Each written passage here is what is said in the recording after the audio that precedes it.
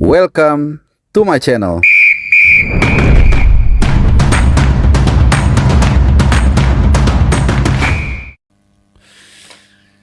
Ya, halo, salam sehat dan juga selamat datang di channel Bung Harpa, teman-teman semua di seluruh penjuru Indonesia maupun juga di manapun kalian berada, di Bahrain, di Qatar, di Kuwait, di Australia, di Erbil, di mana-mana ya.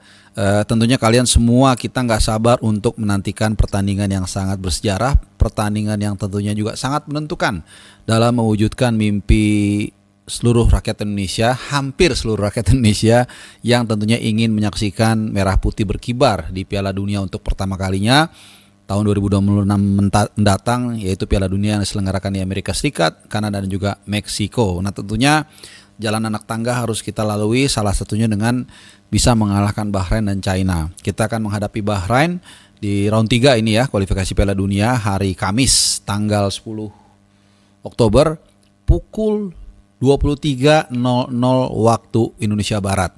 Sekali lagi, hari Kamis tanggal 10 Oktober pukul 23.00 waktu Indonesia Barat. Kalau di waktu Bahrain itu jam 19.00 waktu setempat ya, atau jam 7 malam. Nah, tentunya kita semua benar-benar nggak sabar ya, pengen segera hari Kamis, pengen cepet-cepet jam 23.00. Dan begitu juga dengan penonton yang akan hadir di Bahrain International Stadium. Jadi kalau kebetulan gue ada di beberapa WhatsApp grup, ada di WhatsApp grup Garuda Timur Tengah, Garuda Qatar, Garuda Saudi, Garuda apalagi macam-macam lah ya. Pokoknya yang sekitar Timur Tengah itu, dan persiapan dari teman-teman di sana, teman-teman diaspora dalam mendukung Witan Sulaiman dan kawan-kawan ini sangat luar biasa, sangat militan juga. Dan bahkan gue sedikit mau cerita ya, bagaimana kekompakan dari para WNI ini di sana itu benar-benar ya patut diacungi jempol lah. Bahkan mereka saling share informasi, do and don'ts seperti apa. Kemudian juga bahkan ada satu momen itu, mungkin buat yang belum pernah ke Bahrain atau seperti apa, itu di share. Jadi kafe-kafe dari mulai di bandara di Bahrain sampai di mall-mall itu yang ada orang Indonesianya berserta dengan namanya. Ya tentunya ini untuk memudahkan komunikasi, siapa tahu aja kurang paham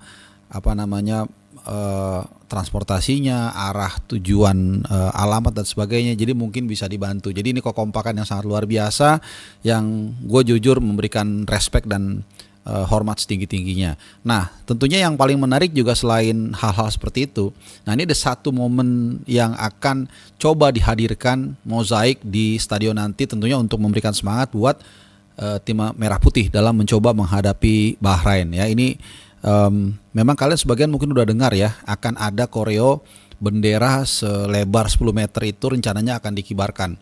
Dan ini sudah disiapkan, kebetulan salah satu gue bilangnya salah satu pentolannya lah ya, mohon maaf kalau katanya kurang pas ya. Salah satu pentolannya ini yaitu Daeng Ilham Jamaluddin ya, Daeng Ilham Jamaluddin, karena memang beliau dari Makassar, jadi saya panggil Daeng. Saya udah sempat berkomunikasi juga kemarin dengan beliau, banyak informasi yang saya dapat. Jadi saya sempat nanya juga nih teman-teman ya ke beliau, ini apa kebetulan 10 meter, karena ada hubungannya juga angka 10 semua nih. Pertandingan diselenggarakan tanggal 10 bulan 10 ya. Kemudian kita juga tahu ya, 12,5 tahun lalu kita punya kenangan buruk di angka 10 juga.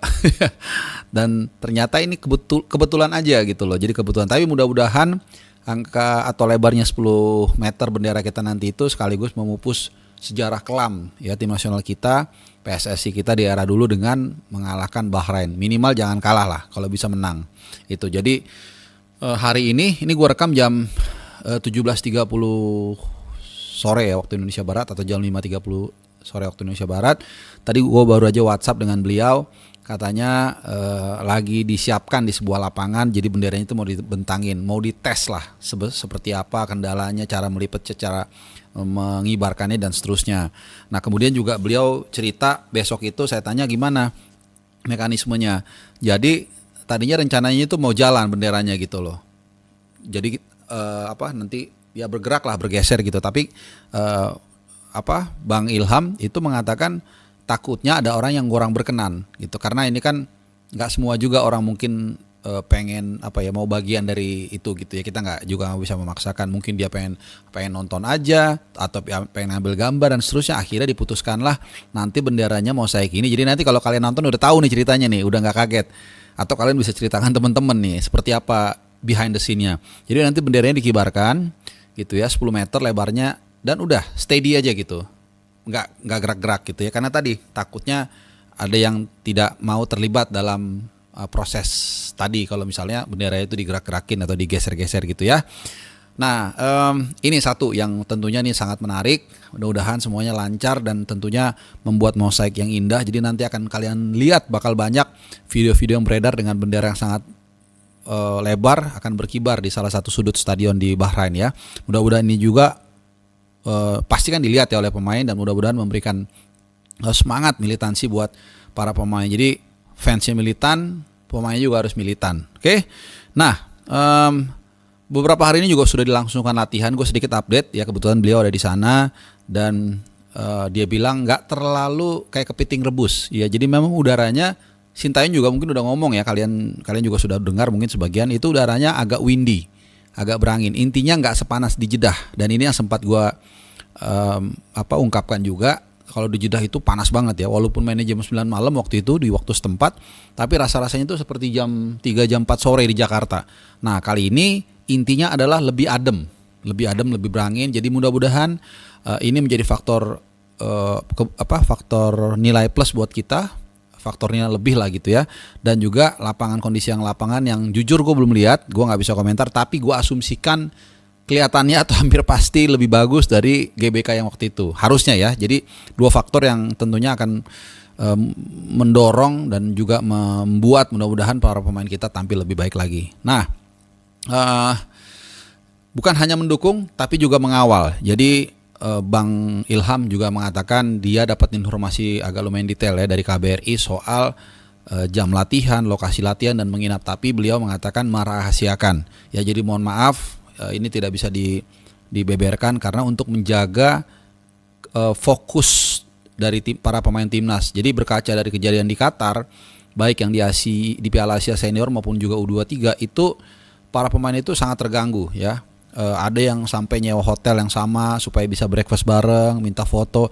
Itu masih mending teman-teman. Ada yang sampai ngetok kamar. Ya, ini kan sangat mengganggu tentunya ya. Jadi kita bisa mengerti lah tim nasional saat ini itu begitu seksi, begitu membanggakan. Tapi kalau kelewatan juga tentu ini bisa menjadi kontraproduktif, malah bisa mengganggu dan akhirnya malah bisa nggak maksimal dan akhirnya kita juga yang kecewa gitu. Jadi kita sama-sama dukung sewajarnya dari kapasitas yang kita punya ya.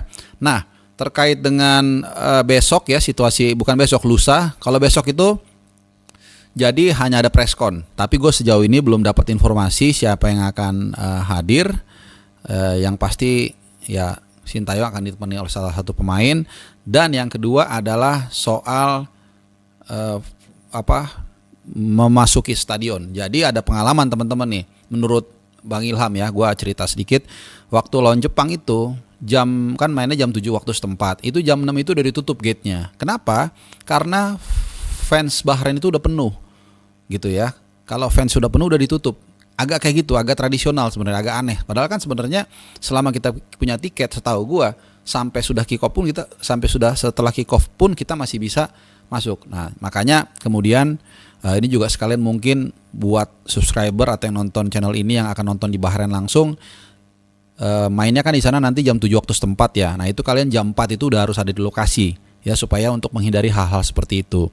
Nah, kenapa itu bisa terjadi? Ternyata usut punya usut teman-teman ya. Ini menarik nih ya. Tiket untuk tuan rumah itu, untuk fans tuan rumah itu gratis, ya, gratis. Jadi nggak bayar. Ini benar gratis. Bahkan liga lokal pun katanya itu gratis, nggak bayar. Jadi diumumin nanti datang. Kalau stadionnya menurut mereka itu penuh, ditutup udah. Ya, tanpa harus menunggu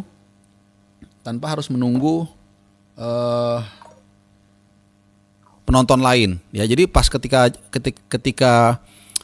Jepang away itu ada beberapa fans Jepang yang katanya nggak bisa masuk. Nah, makanya untuk sedikit informasi buat teman-teman yang mau datang ke stadion itu harap datang 3 jam sebelum kick off dan kalau bisa langsung masuk ya daripada nanti berhalangan. Jadi ini menarik nih teman-teman ya. Sementara untuk fans UE sendiri itu harus bayar 10 dinar ya, 10 dinar. Ya benar 10 dinar. Jadi 1 dinar itu kalau nggak salah 40 ribuan. Jadi intinya tiket itu 400 ribuan lah. Nah, jadi kalau kita sedikit urut-urutin nih, Indonesia tiketnya di Jeddah Arab itu tiketnya harganya 60 ribuan. Di Indonesia ini paling murah ya, 250 ribuan di Indonesia. Kemudian di Bahrain 400 ribuan, di China paling mahal 600 ribuan. Dan itu hanya khusus UE untuk yang di Bahrain tuh bayar. Yang tuan rumah gratis ya. Jadi gue baru tahu juga. Jadi ya itu dia ya betapa lagi-lagi ya perjuangan dari teman-teman yang di sana itu untuk bisa menghadiri ke stadion, kemudian minta izin, cuti dan sebagainya, bahkan mobilisasi ada yang dari Qatar itu, dan beli tiket itu tidak murah dan juga tidak gampang ya. Oke, jadi sekali lagi semoga teman-teman yang di sana bisa untuk sementara mewakili suara dukungan dan juga hati kita yang mungkin gak bisa ke sana untuk memberikan dukungan supaya kita bisa meraih sukses, kalau bisa menang mengalahkan Bahrain, dan untuk tentunya menata anak tangga kita untuk lolos ke Piala Dunia ya teman-teman. Jadi gue rasa itu tadi sedikit aja wrap tema feature soal militansi fans Indonesia di sana, dan juga tentunya bendera 10 meter yang akan dikembangkan di pertandingan nanti, yang tentunya angka 10 ini kelihatannya menjadi punya makna buat kita ya. Mudah-mudahan dengan kejadian atau dengan apa yang terjadi lusa, dengan mungkin kemenangan yang akan kita raih, melupakan ya tragedi atau kejadian yang sangat memilukan yang terjadi 12,5 tahun lalu. Oke teman-teman, terima kasih ya kalian yang sudah nonton, dan seperti biasa jangan lupa nyalakan loncengnya, itu aja deh ya, supaya kalian selalu terupdate, ternotis kalau ada video-video gue yang terbaru yang gue upload yang kadang-kadang jamnya agak random, right? Terima kasih teman-teman semua, salam sehat dan juga sampai nanti.